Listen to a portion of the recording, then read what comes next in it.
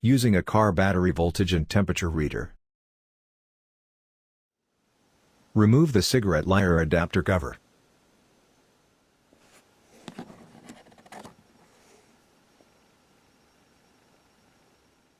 Plug the voltage reader into the cigarette lighter adapter.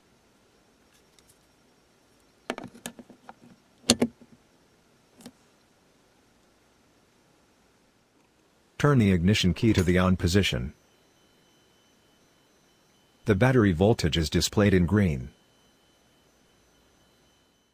The voltage is within the normal range. Now start the engine.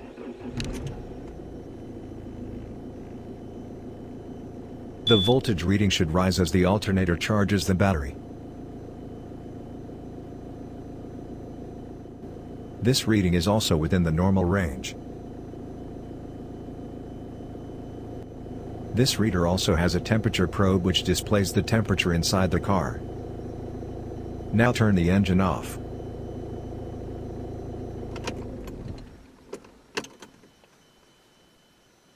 The battery voltage will gradually settle back down to its original starting voltage.